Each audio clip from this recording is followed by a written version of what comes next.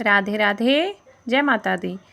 दीपावली पूजा मासिक धर्म पीरियड में कितने दिन बाद करें? क्या हम दीपक लगा सकते हैं, श्रृंगार कर सकते हैं, मिठाई पकवान बना सकते हैं? ध्यान से सुनिएगा जी, अंत तक बने रहिएगा। कितने दिन बाद हमें पूजा करनी चाहिए? दीपावली की यह सबसे बड़ा प्रश्न आता है। लक्ष्मी पूजन जो कि साल का सबसे बड़ा पूजन है, इस दौरान अगर मासिक धर्म आ जाता है तो मन उदास रहता है, क्योंकि महिला ही है जो एक घर की केंद्र बिंदु होती है। उसी के आसपास हमारा पूरा घर परिवार घूमता है। अगर वही मासिक धर्म से हो जाए तो फिर तो कार्य में थोड़ा बहुत दिक्कत हो ही जाती है। ऐसे में कभी ऐसा मन में न सोचें कि माँ लक्ष्मी हमसे अप्रसन्न है, वह हमसे पूजा नहीं करवाना चाहती है। और साथ के साथ कभी ऐसा मन में न सोचें कि अब हमारी पूजा बरकत रूप किसी भी स्वरूप में हमारे घर पर स्थिर लक्ष्मी वास नहीं होगी। ऐसा नहीं है। मासिक धर्म एक सामान्य प्रक्रिया है, वह तो कभी न कभी किसी न किसी तीज त्योहार पर आना ही है। तो कभी भी मन में गलत धारणा लाना नहीं है। सामान्य चक्र है जो कि आराम से होना ही है। सबसे पहला प्रश्न कि मासिक धर्म के कितने दिन बाद हम दीपावली की पूजा करें और धनतेरस इत्यादि की, भाई दूज इत्यादि की पूजा करें?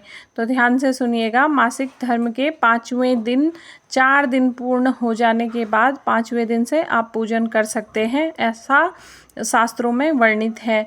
कालिका पुराण में इसका वर्णन आया है कि 5वें दिन से महिला शुद्ध हो जाती है और पूजन कर सकती है। परंतु सबका शरीर अलग है, सबकी लोक मान्यताएं, क्षेत्र मान्यताएं, परिवार मान्यताएं बिल्कुल अलग हैं। तो उसी आधार पर अब आपको अपने शरीर को देखकर देखिए, अगर आपको 5वें दिन मासिक धर्म हो रहा है, रक्त स्राव हो रहा है, तो आप पूजा में कैसे बैठेंगे? फिर तो आपको छठे दिन पूजा में बैठना होगा या 7वें दिन से आप बैठें। कई कई क्षेत्रों में छठे दिन से परंपरा है, कई कई क्षेत्रों में 7वें दिन से परंपरा की गई है। तो ऐसे में आप अपने शरीर, अपनी लोक मान्यता, अपने परिवार की रीति अनुसार पूजा में बैठिए। आप चाहें तो 5वें दिन से बैठ सकती हैं, आप चाहें तो छठवें दिन और 7वें दिन से बैठ सकती हैं, कोई दिक्कत की बात नहीं है। परंतु ध्यान रहे, आपको तीसरे दिन भी बाल धोने हैं और 5वें दिन भी बाल धोना है।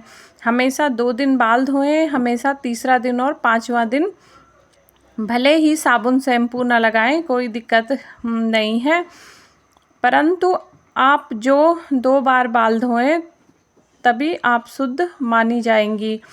बार दोष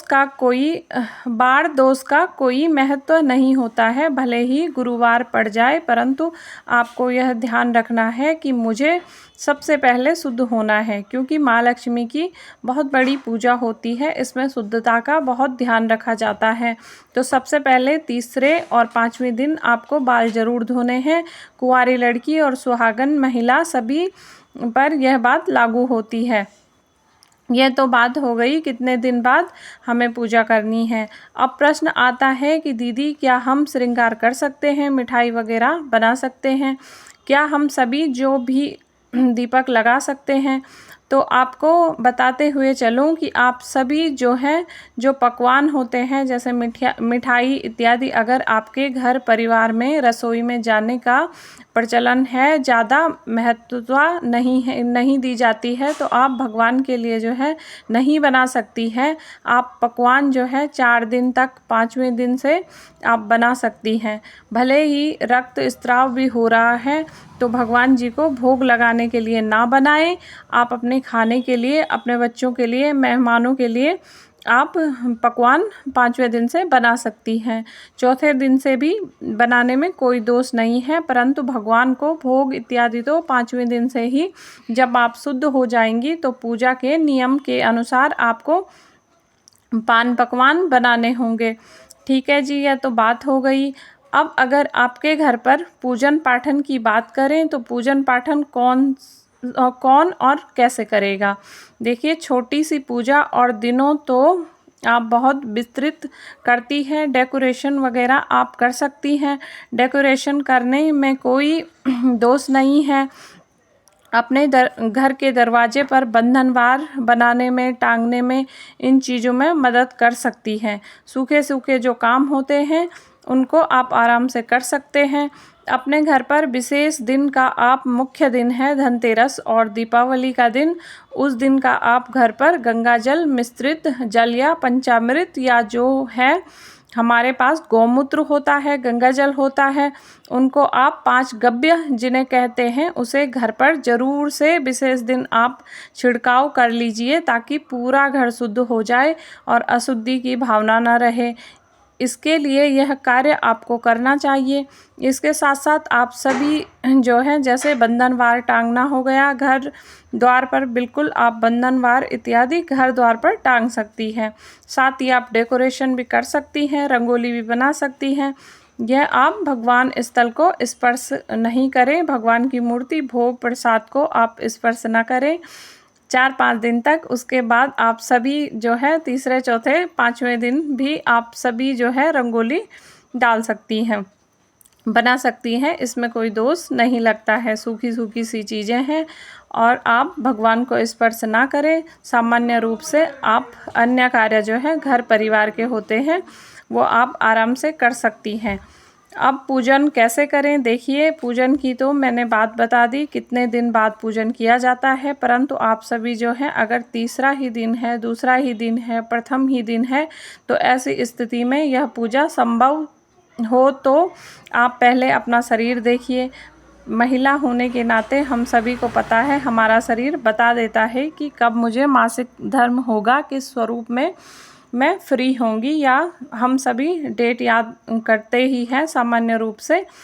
उस आधार पर आप एक नियम बांध लीजिए, आप मन में सोच लीजिए कि इस बार दिवाली में शायद मुझे इस दिन तक मासिक धर्म आएगा। उसी अनुसार अपने घर पर जो व्यवस्था है पूजन पाठन की तो सब जानते हैं, पुरुष हों, बच्चे हों, बड़े हों, उन्हें आप बताते हैं तो वह सारी चीज़ें जानते हैं। ऐसी स्थिति में आप कोशिश करें अपने घर पर एक पंडित जी को आमंत्रित कर लीजिए। मुख्य दिन की पूजा पति, बच्चे, पंडित जी, ससुर जी, अगर सास ससुर कर लेंगे तो बहुत ही बढ़िया और शुभ रहेगा। अगर ऐसी स्थिति में पंडित जी नहीं आ सकते हैं तो आपके पति आपके साथ हैं, आपके घर पर कोई भी हो तो वह छोटी सी पूजा ज़्यादा बड़े विस्तृत रूप से नहीं हो पाती है तो कोई दिक्कत नहीं, संक्षिप्त रूप से आप पूजन कर सकते हैं।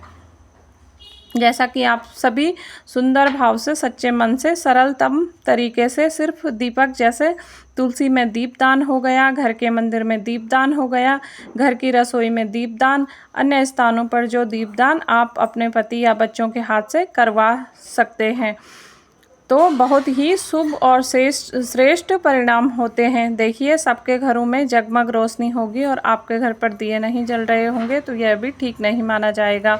अगर बच्चे और पति करने योग्य हैं तो थोड़ा सा ही सही वह भी पूजन कर लेते हैं। मिठाई, सिंगाड़े का भोग लगाकर, खील, बतासे इत्यादि का भोग लगाकर आप छोटी सी पूजा संपन्न कर लेते हैं तो यह लाख गुना फल देने वाला और बहुत शुभ माना जाएगा। अगर ऐसा संभव हो जाए तो आप अपने बच्चे, सास ससुर, देवरानी जेठानी या पंडित जी की हेल्प से आप इस पूजा को पूर्ण कर सकती हैं। परंतु स्थिति ऐसी है कि कोई भी घर पर नहीं है, कोई भी करने वाला नहीं है तो किसी न किसी तरह से बस एक दीप दान कर लीजिए।